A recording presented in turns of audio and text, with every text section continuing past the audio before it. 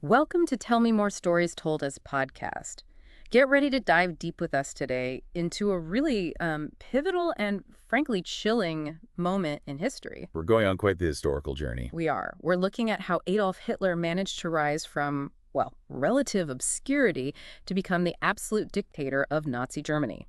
It's a story that starts in the chaos right after World War I. It really is. And we pulled together a lot of information to trace that path, from his early days in a tiny political party right up to grabbing total control. Our mission here is to unpack those key turning points, understand the forces, political, social, economic, that were swirling around and how they all sort of came together. Exactly. It's about seeing how the pieces fit, how this ascent actually happened. Okay, so to really get a handle on this, maybe we should rewind a bit. Even before Hitler's really on the scene, there's this idea of negative integration under Bismarck. Sounds academic, but maybe it's important. It really is, I think. Bismarck, when he was unifying Germany, he had this strategy. It wasn't just about, here's what unites us. It was often, here's who we're against. Defining the nation by its enemies. In a way, yes. Creating common enemies to strengthen the sense of who belonged. It sort of set a tone, established a pattern of exclusion in German nationalism. Okay, like who specifically? Well, think about the Kultur Kampf back in the 1870s. That was his big campaign against the Catholic Church. He questioned their loyalty, suggesting they might be more loyal to Rome than Berlin. Divisive stuff. Very. And then you had the anti-socialist laws, again, drawing a line, you're either loyal to my state or you're an enemy within. It fostered this sense that you had to be one thing or the other. So this approach, this confrontational style, how did it feed into the nationalism that Hitler later tapped into? It cultivated a kind of nationalism that was comfortable with identifying the other with exclusion. It normalized the idea that being a strong German meant opposing certain groups. That created fertile ground, for later movements like the Nazis, who were masters at pointing fingers at supposed enemies. Yeah, building on that established us versus them foundation. Okay, sobering context. Let's jump forward then to the end of World War I. Germany's defeated, chaos reigns. This is where Hitler starts to properly enter the picture. Precisely. November 1918, the armistice, Germany is just shattered. Oh. Economically, politically, you've got socialist uprisings like the one in Munich. It's incredibly unstable. And Hitler himself, he wasn't even German originally, was he? Austrian.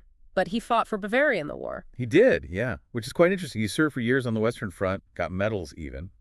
After the war, he finds himself back in Munich, right in the thick of this post-war turmoil, back with his old regiment initially. And his first jobs back sound pretty sere.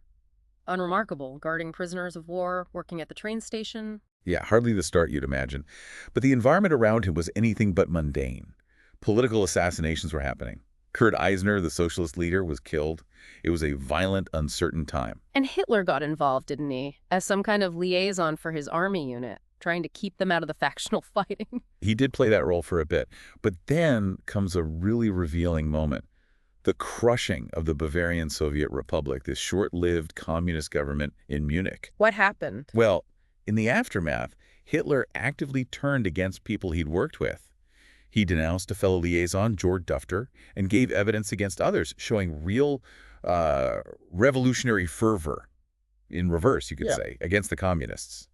So his anti-communism becomes really visible here, and that actually helps him stay in the army. Kind of ironically, yes. Yeah. His anti-communist views made him useful. He avoided being discharged, and this led directly to Captain Karl Mayer noticing him. Mayer, hey. He recruits Hitler. As an undercover intelligence agent for the Reichswehr, the German army. An army spy sent to do what? Well, first he attended these national thinking courses, basically army-run indoctrination sessions pushing nationalism and anti-Bolshevism. Hitler apparently did well and pressed Mayer. Okay. So Mayer then assigns him to an anti-Bolshevik educational commando, basically sending him out to lecture other soldiers. And then comes the key assignment. Which was? To infiltrate a tiny, obscure political group called the German Workers' Party, the DAP. He was sent as a Verbindungsmann, an intelligence agent, to check them out. So the army literally sent him to the meeting that would launch his political career. That's quite something. It really is. The DAP was founded by Anton Drexler, promoting this mix of anti-Semitic, nationalist, anti-capitalist, anti-Marxist ideas. And these ideas clearly struck a chord with Hitler. And there's that story about him losing his temper at one of the first meetings he attended. Yes. Someone in the audience apparently started arguing for Bavaria to secede from Germany, maybe join Austria. Hitler just erupted. He gave this incredibly fiery, angry rebuttal, attacking the guy verbally until he left the hall. Not exactly subtle diplomacy. Not at all. But his sheer rhetorical force, even in anger, impressed the party leader, Drexler. He saw something in Hitler's passion, his speaking ability. And Drexler asked him to join. He encouraged him, yeah. And Hitler, importantly, got permission from his army superiors. He joined the DAP, becoming member number 7, officially, while still on the army payroll. The army was, in effect, subsidizing the start of his political life. Incredible. Okay, so he's member number 7. How does this tiny party start to grow? And what about that membership number thing? I read they started counting from 501. That's right, a bit of early spin doctoring. When Hitler later got his actual membership card, it was number 555. Starting the count at 501 made the party seem much bigger than it actually was. A simple trick, but revealing. Deceptive but clever marketing, I suppose. And he quickly takes charge of propaganda. Almost immediately. He recognized the power of image and oratory. He became chief of propaganda and really started shaping the party's public face. A key moment was that big meeting, February 24th, 1920. Where is it? At the Hofbräuhaus Beer Hall in Munich. Huge turnout for them, 2,000 people. That's where they unveiled the party's 25-point program. And renamed the party. Exactly. From DAP to the National Sozialistische Deutsche Arbeiterpartei, NSDAP, the National Socialist German Workers' Party, the Nazi Party, a name designed to appeal broadly to nationalists and workers. And he designed the swastika banner around then, too. He did. He was cementing his visual and ideological stamp on the movement. Soon after, he left the army to work full-time for the party. And despite the man-of-the-people image he cultivated, he was getting funding from wealthy backers. Yes, that's an important point the sources highlight. The idea of him struggling alone wasn't entirely accurate. He had influential patrons, and around this time they also set up their Hall Protection Squad. The beginnings of the SA, the stormtroopers. That's right. Initially, their job was just security at party meetings, these beer hall rallies where Hitler was honing his speeches, railing against the Treaty of Versailles, against Jews. Drawing bigger crowds. Definitely. Membership hit about 2,000 by the end of 1920, but it wasn't all smooth sailing internally. What happened? There was some kind of challenge to his leadership. Yeah, sort of mutiny. While Hitler was away trying to raise funds in Berlin, some party leaders in Munich flirted with merging with a rival socialist group. Hitler was furious when he found out. He resigned. Briefly, yes. But the party committee realized pretty quickly they couldn't do without him. His fundraising ability, his speaking, he was their main draw. So they asked him back. And he set his terms. He certainly did. He demanded to be made party chairman with basically absolute power, dictatorial powers within the party. And they agreed. A huge step in consolidating his personal control. Absolute power within the party, foreshadowing things to come. And then the violence starts to become more organized, more proactive, like disrupting that Bavarian League meeting. Yes, September 1921. The Bavarian League was another nationalist group, but maybe not radical enough for Hitler. Their leader, Otto Ballerstedt, was seen as an obstacle. So Hitler and his SA guys went to their meeting. They basically shattered him down, started fights, beat Ballerstedt up. It was outright political thuggery. Hitler even reportedly told the police afterwards, "It's all right, we got what we wanted." Ballerstedt did not speak. Chillingly pragmatic. And this led to trouble for him. Well, yes and no. Later that year, November 21, there was another big brawl at a Nazi meeting in the Hofbräuhaus. The SA clashed violently with opponents. Hitler himself got involved in the fighting. And got arrested again. He did. Yeah. Sentenced to 3 months for breach of the peace, but only served about 1 month. But these clashes, these brief imprisonments, they almost enhanced his image among his followers. Made him look like a tough guy, a fighter. A martyr for the cause, almost. Okay, so we're moving into 22, 23. Yeah. He's setting up youth groups, the Future Hitler Youth and the Stabswash, which becomes the SS, building the structures of the movement. Absolutely. He's thinking long-term organization now. And then he gets inspired by events in Italy. Mussolini's March on Rome. Exactly. Mussolini had seized power through a show of force. Hitler thought, maybe we can do that too, which leads directly to the Beer Hall Putsch in November 1923. His big gamble to seize power by force in Munich. Tell us about that. Well, Hitler and his SA storm into this public meeting being held by Bavarian leaders at the Bürgerbräu Keller Beer Hall. He fires a pistol into the ceiling, declares a national revolution. I like stuff. Very. So. He essentially forces the Bavarian leaders at gunpoint to support his plan to march on Berlin. The next day, he leads about 2,000 Nazis on a march through Munich. And it doesn't go to plan. Not at all. They run into a police cordon near the Feltenhalle. Shots are fired. It turns bloody. 16 Nazis and 4 policemen are killed. The putsch collapses completely. Hitler flees, but is arrested a couple of days later. So a total failure in terms of seizing power, but the aftermath, that was different. Hugely different. The trial for high treason turned into a massive propaganda victory for Hitler. He used the courtroom as a stage, denounced the government, presented himself as a patriot. He got nationwide attention. And his sentence, 5 years, right. But he didn't search that long. Nowhere near. He got 5 years in Landsberg prison, but it was pretty comfortable confinement. And crucially, that's where he wrote the first volume of Mein Kampf. My struggle, laying out his whole poisonous ideology. Pretty much. His worldview, his plans, it's all there. And he ended up serving only about 9 months before being released in December 1924. 9 months for trying to overthrow the government? That seems incredibly lenient. It does. And that time in prison, though short, was critical. It forced him to rethink. The violent coup failed.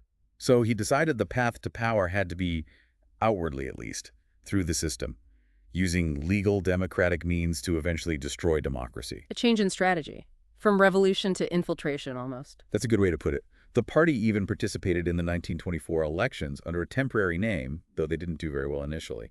Right, so now we're in the mid to late 1920s. He's out of prison, the party's legal again, but they're still pretty marginal electorally, aren't they? They really struggled for a while.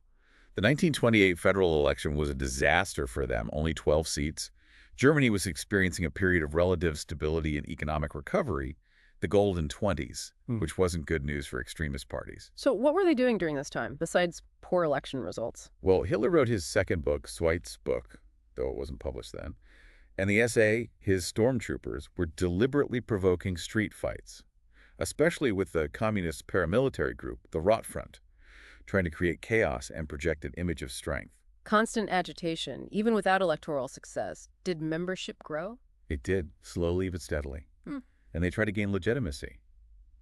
Erich Ludendorff, the famous World War I general, ran as their presidential candidate, although he got very few votes. The violence, though, that kept escalating. And then the 1929 referendum, that helped them gain visibility. It did. It was a referendum against the Young Plan for War Reparations.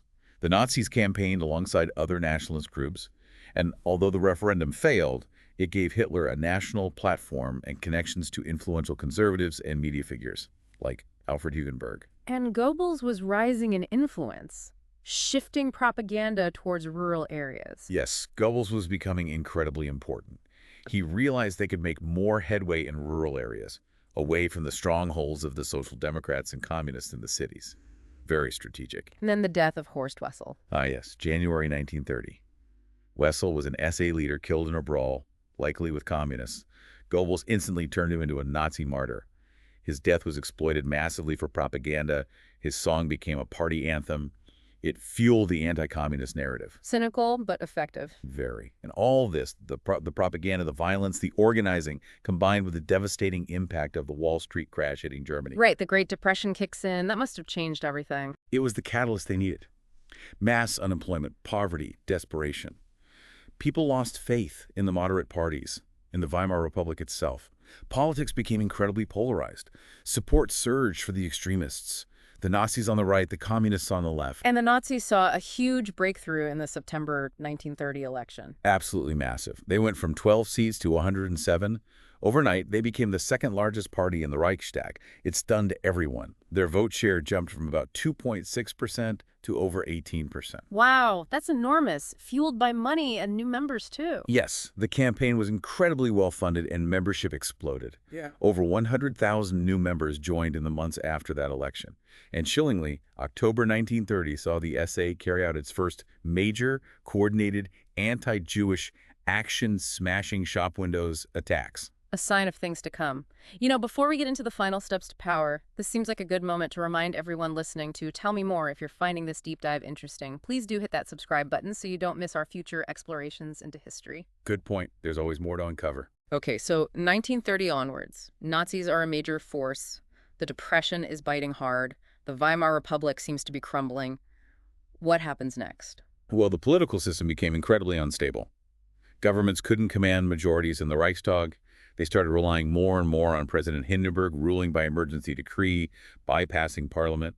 This weakened democracy significantly. And the Nazis exploited this instability. Masterfully. They kept up relentless campaigning, mixing street violence and intimidation by the SA with seemingly legitimate political activity. They fed off the failures of the other parties. The middle-class liberal parties collapsed. The Social Democrats seemed unable to offer effective solutions. What about the other major parties, the Center Party, the Communists? The Catholic Center Party was often focused on protecting its own interests, even negotiating with the Nazis at times. The Communists were fighting the Nazis fiercely in the streets, true, but their official policy, directed by Moscow, was still to treat the Social Democrats as the main enemy, social fascists. So the left was fatally divided. Critically so. This prevented a united front against Hitler. And crucially, powerful figures on the traditional German right. Conservative politicians, industrialists, army figures started to see Hitler as someone they could use. Used to crush the left and establish an authoritarian government, but one they thought they could control. Exactly. People like Franz von Papen started secret talks with Hitler. There was a revolving door of Chancellors Brüning, then Papen, then General Schleicher. None could stabilize the situation. The political maneuvering was intense. And amid all this, Hitler finally becomes a German citizen. Seems like a detail, but a necessary one. Yes, quite late. In February 1932, he was appointed to a minor government post in the state of Brunswick by Nazi allies there, which automatically granted him citizenship, just in time to run for president against Hindenburg. He ran against Hindenburg. Yes, and did surprisingly well, forcing a runoff, though Hindenburg eventually won. But the street violence was just constant, getting worse. In July 1932, the Nazi became the largest party in the Reichstag, almost 38% of the vote. Hermann Göring became president of the Reichstag. The largest party. Now Hitler demands the top job. He demands the chancellorship. Hindenburg detested him and initially refused, offering him vice-chancellor instead. Hitler flatly rejected it. He wanted all or nothing. There was another election in November 32. There was. The Nazis actually lost some seats, down to about 33%. People thought maybe their peak had passed. But they were still the largest party by far. The Communists gained, deepening the sense of crisis, and the backroom deals continued. This is where Papen comes back in. Yes. Papen, wanting revenge on Schleicher, who had replaced him as chancellor, started negotiating secretly with Hitler again. He persuaded Hindenburg and his advisors that they could form a coalition government with Hitler as chancellor, but with Papen as vice-chancellor and only a few Nazis in the cabinet. They thought they could box Hitler in, control him. The fatal miscalculation. The ultimate fatal miscalculation. Influential industrialists also wrote to Hindenburg, urging him to appoint Hitler. Hindenburg finally, reluctantly, agreed. On January 30th, 1933, Adolf Hitler was appointed Chancellor of Germany. And the Nazis celebrated with those torchlight parades. The Machtergreifung, the seizure of power. Though technically it wasn't a full seizure yet. Not quite. Papen famously boasted he had hired Hitler and would have him squealing in a corner within weeks. So many people, both in Germany and abroad, drastically underestimated him, the ruthlessness, the determination. Though some observers, like the British ambassador, Sir Horace Rumbold, saw the danger immediately. So he's chancellor but not yet dictator. How does he close the gap? The Reichstag fire seems crucial. Absolutely pivotal. Less than a month after he takes office, the Reichstag building burns down. The Nazis immediately blame the Communists. Whether they set it themselves or just exploited it is still debated, but the result was the same. Which was? Hitler persuaded Hindenburg to sign the Reichstag fire decree. This suspended basic civil liberties, freedom of speech, press, assembly. It allowed the regime to arrest political opponents, especially communists, without charge. It was the legal basis for the terror that followed. A hammer blow to democracy. And then came the Enabling Act in March 1933. After another election, where the Nazis, despite massive intimidation, still didn't get an absolute majority on their own. So how did they pass the Enabling Act? It needed a 2/3 majority to change the Constitution, right? Like it did. First, they arrested or blocked all the communist deputies from attending. Then Hitler made a speech promising to respect the rights of the president, the states, the churches, while simultaneously having SA and SS men surrounding the building, intimidating the remaining deputies. Threats and promises. Exactly. The Center Party, crucially, voted in favor, persuaded by Hitler's assurances and perhaps fearing the alternative. The Enabling Act passed. It effectively gave Hitler's cabinet the power to make laws without the Reichstag for 4 years. It was the death knell of the Weimar Republic. Dictatorial power granted legally, in effect. That's the chilling irony. From there, it was swift. He abolished the powers of the individual German states, banned all other political parties, crushed the trade unions. By the summer of 1933, Germany was a one-party state. Hindenburg was still president, though. Yes, Hindenburg remained as president and the head of the army, a sort of figurehead with some remaining powers. But when Hindenburg died in August 1934, Hitler made his final move. Combining the chancellorship and presidency. Merged the two offices into one, Führer and Reichskanzler and Reich Chancellor.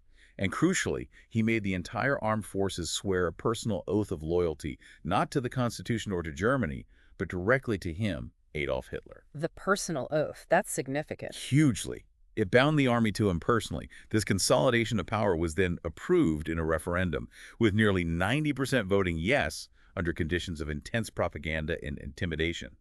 The dictatorship was complete. So looking back across this whole period, it really is this complex storm of factors, isn't it? Political maneuvering, using crises, outright violence, but also that shift towards using the legal system against itself. It absolutely is. It wasn't inevitable, but you see how economic disaster, political division, the failures of opponents, the willingness of elites to collaborate, and Hitler's own ruthless determination and demagoguery all combined. It's a stark reminder, really, of how fragile democratic structures can be, how quickly things can unravel, especially in times of crisis. And how important it is to understand those forces, the warning signs. Definitely. When you look at this whole story, what's the one thing that really stands out to you? Or maybe a question it leaves you with? For me, perhaps it's the sheer speed of the final collapse of democracy between 1930 and 1934. And the question it always raises is about that underestimation why so many people who should have known better failed to see the true danger until it was far too late. It's a lesson about vigilance, I think. A powerful thought to end on. This has been a grim but necessary deep dive. We hope it's given everyone listening some insight into this critical period. There's always more to learn, and we encourage you to keep exploring.